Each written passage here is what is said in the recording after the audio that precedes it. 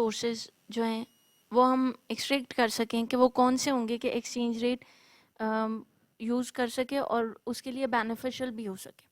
तो हमने already discuss ये किया था कि हमारे पास डिफरेंट टाइप के जो हैं कॉन्ट्रैक्ट्स अवेलेबल होते हैं, जिनमें फॉरवर्ड कॉन्ट्रैक्ट होता है, फ्यूचर कॉन्ट्रैक्ट होता है, या ऑप्शंस की फैसिलिटी भी अवेलेबल होती है।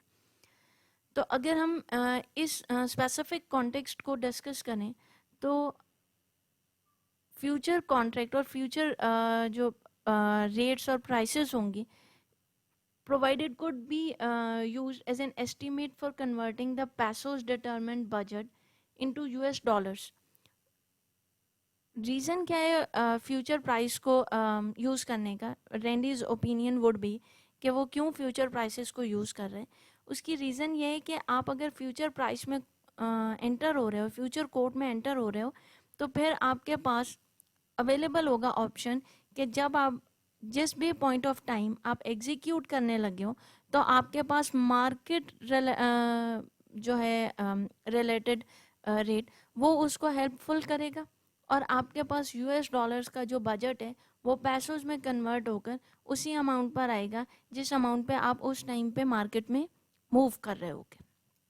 तो फ्यूचर प्राइसेस जो हैं वो यूज़ हो सकती हैं फॉर एस्टिमेटिंग और converting the pesos denominated budget into US dollars.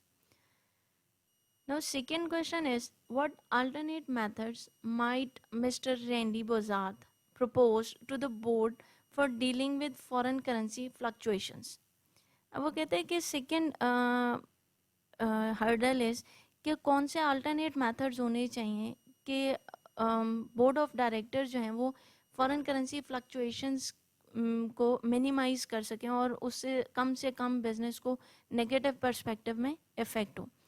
तो रेंडी बजार्ड का ओपिनियन ये है कि वो जो प्रपोज कर सकता है वो denominating the HOA fee in pesos rather than in US dollars. अभी हम करंटली क्या कर रहे हैं कि स्टडी में हमने डिस्कस ये किया कि हम जितनी भी फीस होती है वो यूएस डॉलर्स में मेंशन करते हैं, रीज़न बीइंग कि हमारे यूएस रेजिडेंट हैं तो उनको इश्यूज ना हों। तो रेंडी बजार्ड का ओपिनियन ये है कि आप बजाय इसके कि यूएस में डिनोमिनेटेड फ़ीस को हाईलाइट करें, आप पैसोज में उस फीस को मेंशन करें।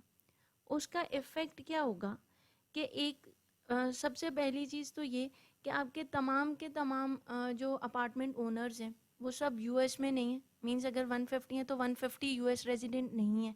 तो इसका मतलब है अगर 50-50 की रेशो है या 60-40 की भी रेशो है तो 75 अप्रॉक्सीमेटली 75 to 90 ओनर्स वो होंगे जो यूएस के रेजिडेंट नहीं हैं, या 50 to 75 ओनर्स वो होंगे जो यूएस के रेजिडेंट नहीं हैं। तो उनको सबसे बड़ी डिफ़िकल्टी क्या आती है कि पहले वो अपनी करेंसी में से पैसोज में कन्वर्ट हों और पैसोज से यूएस डॉलर्स में कन्वर्ट हो रहे हों, या फिर ये कि वो अपनी करेंसी को यूएस डॉलर्स में डायरेक्टली कन्वर्ट करा रहे हो। तो मीन्स कि वो 3 करेंसीज में मूव कर रहे होंगे।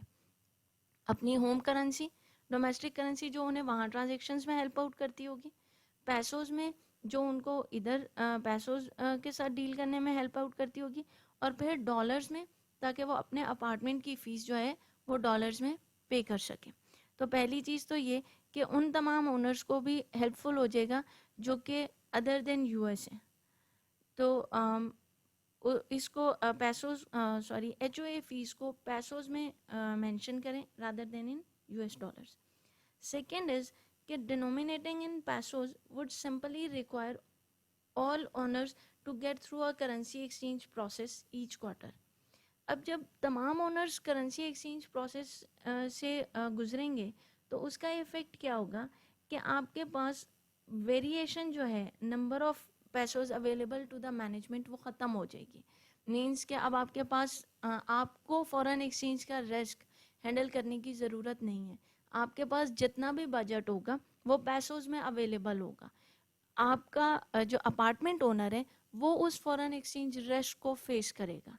मीन्स बीइंग एन मैनेजमेंट आप उस रिस्क से सेट असाइड हो जाएंगे और आपका ओनर जो है वो डायरेक्टली उस रिस्क को फेस करेगा। तो फिर आपके की बजट की जितनी रिक्वायरमेंट होगी पैसोज में, इन हैंड कैश भी उतना ही होगा। जबकि पहले हम क्या कर रहे थे कि पैसोज में बजट को मेंशन कर रहे थे और यूएस डॉलर्स में फ़ीस को मेंशन कर रहे थे, और फिर जो यूएस डॉलर्स में फ़ीस आती थी उसको कन्वर्ट करते थे पैसोज में। तो फिर जो बजट और इन हैंड पैसोज होते थे वो डिफ्रेंशिएट करना शुरू हो जाते थे।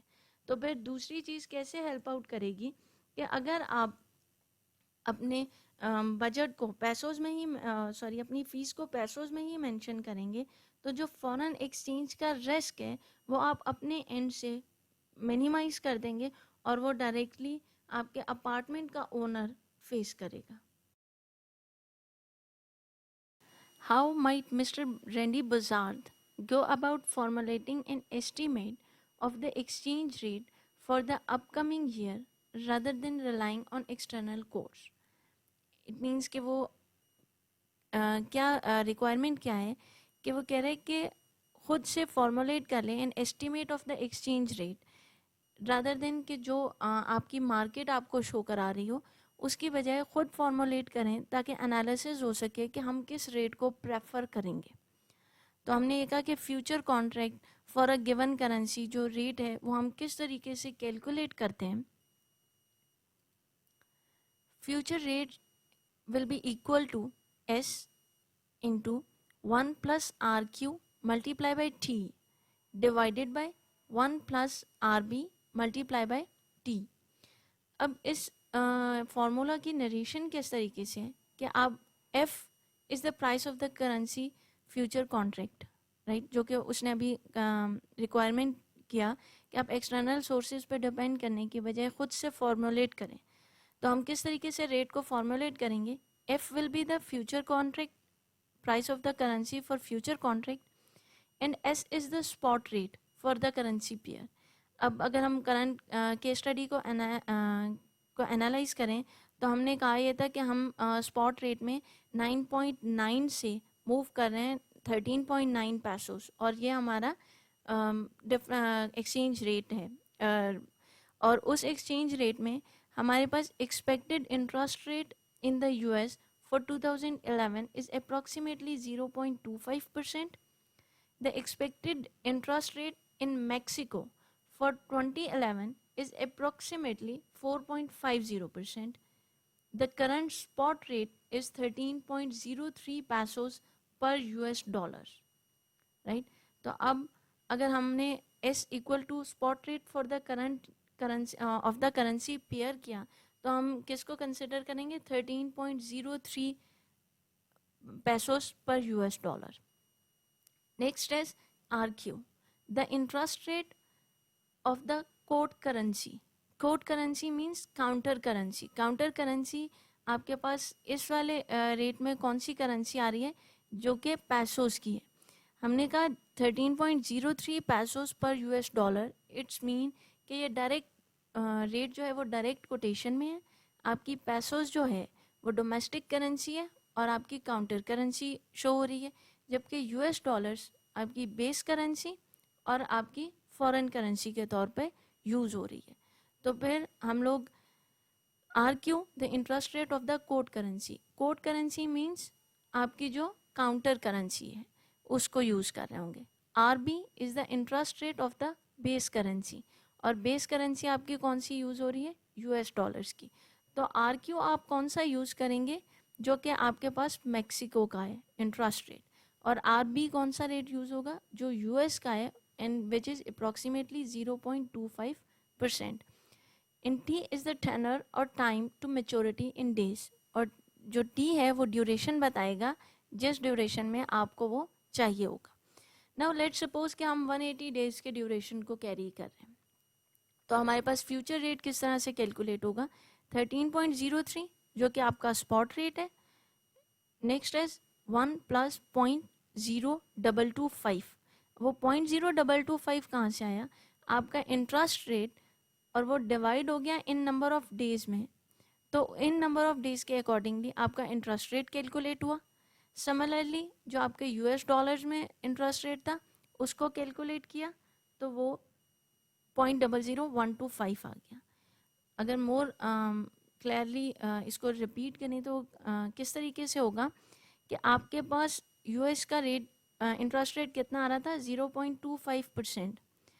अब आपने कैलकुलेट किस बेसिस पे करना था, 180 days. 180 days means half of a year. तो आप 0.25% था, आपने उस 0.25% को डिवाइड किया 2 से, तो आपके पास 0.00125 आ गया। आपने इसको 1 में ऐड कर दिया। इसी तरह आपने जो मैक्सिको का इंटरेस्ट रेट था 4.50, उसको डिवाइड किया 2 से और उसके बाद उसको 1 में ऐड कर दिया। तो आपके पास टोटल जो सम है वो आ गया 1.0212।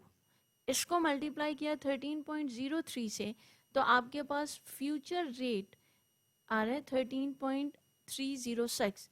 13.306 मीन्स कि आपके पास जो करेंसी स्पॉट रेट में आप 13.03 पर परचेज कर रहे थे, वो फ्यूचर में आपको 13.306 पर परचेज करनी पड़ेगी। This is the difference between the spot rate which is 13.03 and the future rate which is 13.306।